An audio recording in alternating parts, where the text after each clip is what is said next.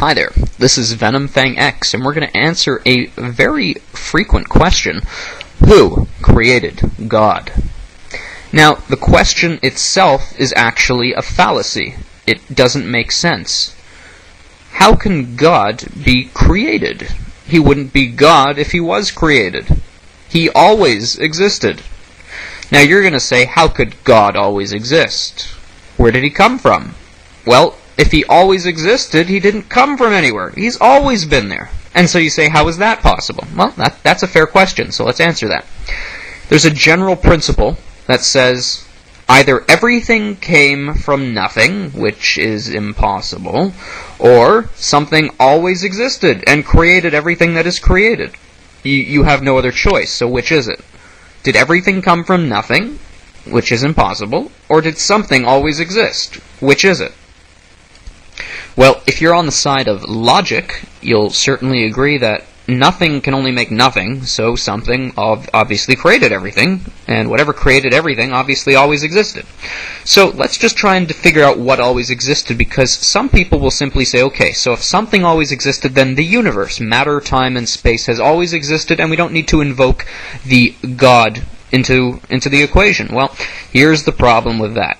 To claim something is eternal, which means it's always existed and always will exist, to claim the universe is eternal is to apply properties of infinity to the universe. So let's try and apply properties of infinity, or eternality, to matter, time, and space, and if we can show you that matter, time, and space could not be eternal or infinite, that means they are created by something that is not made of matter, time, and space, which would then have the properties of God, being immaterial, eternal, and omnipresent. But we're getting ahead of ourselves. Okay, so let's start by showing you that matter, time, and space cannot be eternal. Let's take time first. Time is the measure of changes in matter. So imagine flicking a light switch once, okay? Now if I said, I'm going to give you a chocolate bar, after you flip a light switch an infinite amount of times, would I ever give you the chocolate bar? The answer is no, because you can't flip a light switch an infinite amount of times. You'd go 1, 2, 3, 4, 5, and you'd go on forever, and you'd never reach infinity. You would always have a finite amount of light switch flicks. So you can't reach infinity using finite instances, or another way of putting it, you can't have an infinite amount of finite things. So time, we know, had a beginning because there could not have been an infinite amount of time before right now. That's simply logical.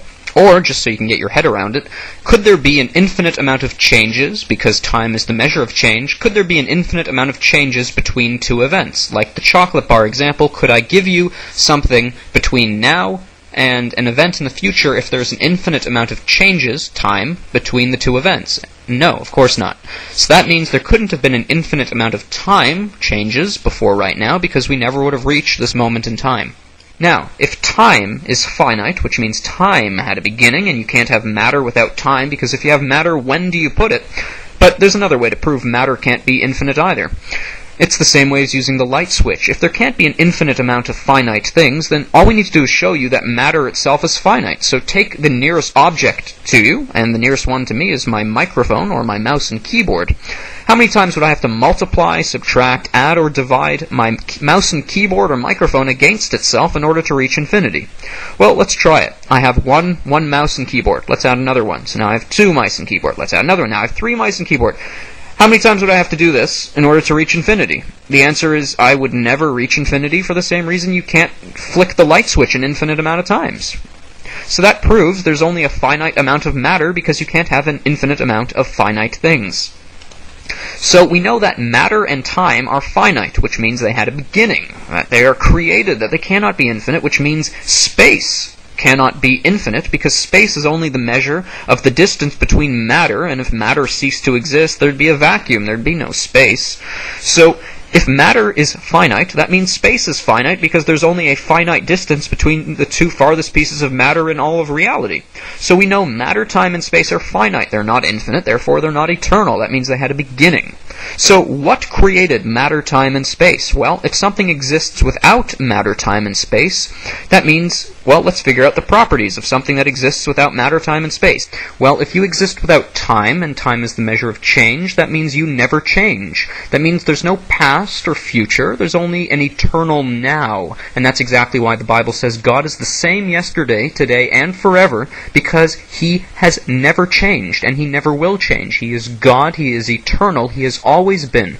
Has it ever occurred to you that nothing ever occurred to God? The past, present, and future are all one, and that's why God knows the future, because He's eternal and exists outside of time. Now, if you exist without matter, that means you are immaterial. That means you can't be touched, you can't be seen, you can't be smelled or tasted. You are not made of matter. Now, if you exist without space, that means you are inspatial or omnipresent. You are everywhere. You're not bound by spatial restrictions. So something, and we know this as a fact, because we know matter, time, and space were created, and the only thing that can create matter, time, and space is something that exists without matter, time, and space, because if it existed with matter, time, and space, then matter, time, and space wouldn't be created. So we know matter, time, and space were created by something that exists without matter, time, and space. And to exist without matter, time, and space means you are eternal, omnipresent, and immaterial, which are the very traits of God. So something that always existed, that is invisible and untouchable, that is everywhere, created matter, time, and space. What does that sound like to you? Okay, so this is just about the end of the video.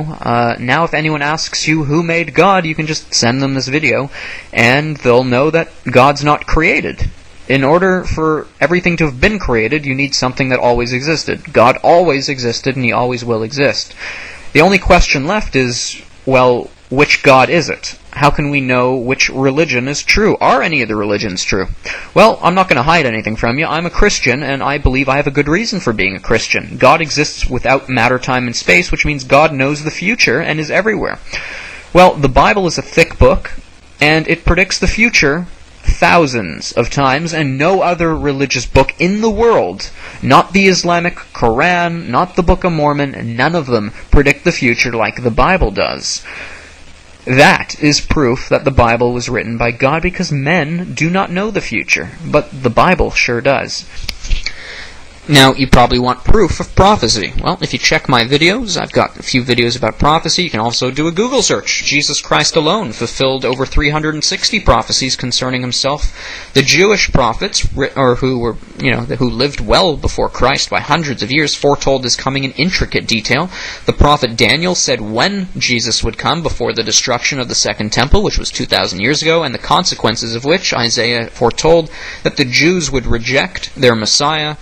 He would be beaten and crucified and be raised from the dead, and bring the Gentiles, which are the non-Jews of the world, to worship the God of the Jews, which is exactly what's happened. There are 2 billion Christians on the planet now, and they worship Jesus Christ, who claimed to be the God of Israel. So, yeah, why don't you look up Bible prophecy? That might just seal the deal for you. So check my videos, and I've also got some links on the side of this video, which you can also check out. God bless you guys.